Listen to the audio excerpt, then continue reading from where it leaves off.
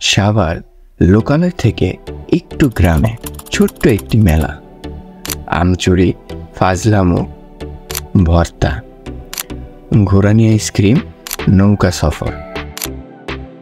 সাভারের আদ্যপ্রান্ত তুলে ধরার চেষ্টা। সাভারের আদ্যপ্রান্ত জানতে বা দেখতে আমাদের চ্যানেল বা পেজকে ফলো করতে পারেন। আসসালামু আলাইকুম, আশা করি সবাই ভালো আছেন।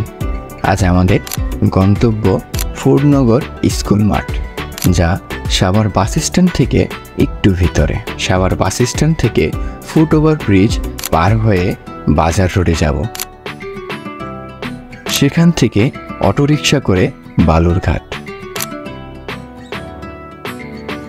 মসজিদ, মাদ্রাসা,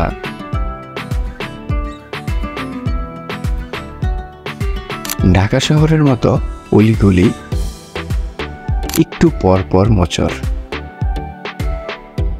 সাথে আছে ভাই ব্রাদার।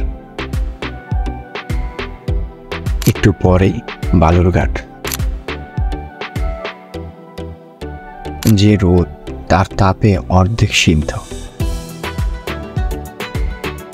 ঘাটে এক ভদ্রলোকের ছোট ব্যবসা।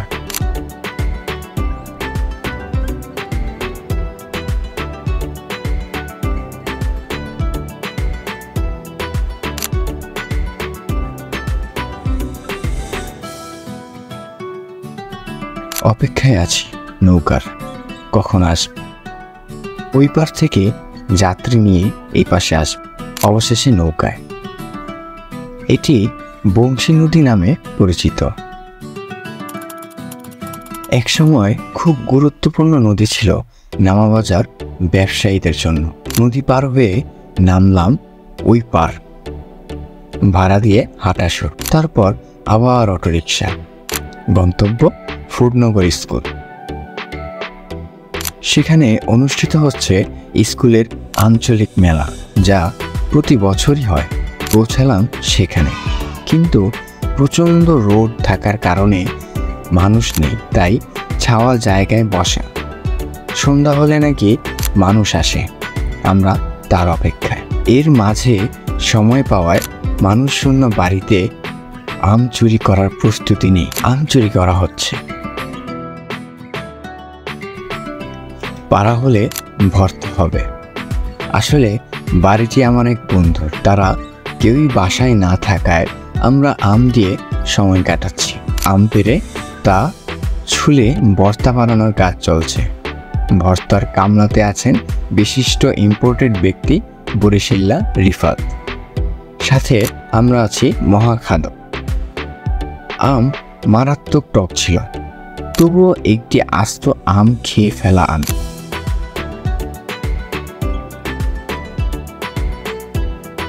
গোড়ামরিচ এবং তেঁতুল অ্যাড করে চলে গেলাম লবণের খোঁজে। ফুফুর দোকান থেকে লবণ নিয়ে পরিপূর্ণ ভর্তা খাওয়া।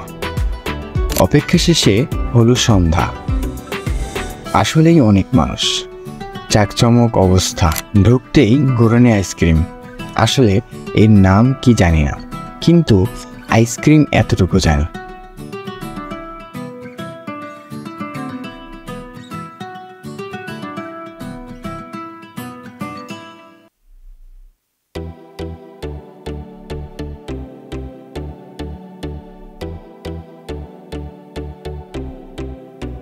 আমরাও স্বাদ গ্রহণ করতে নিয়ে দেখলাম আইসক্রিমগুলো আসলে খুব স্বাদের, দেখতেও সুন্দর।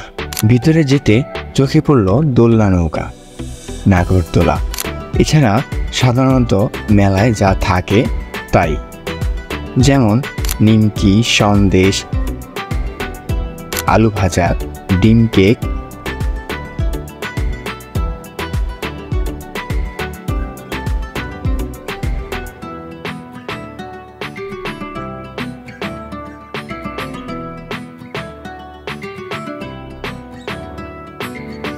মেয়েদের ঝুড়ি ঝুড়ি নকল সোনার গহনা।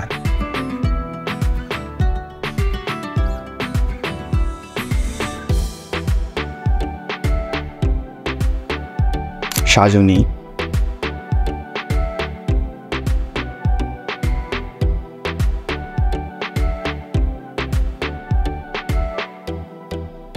বাচ্চাদের খেলনা,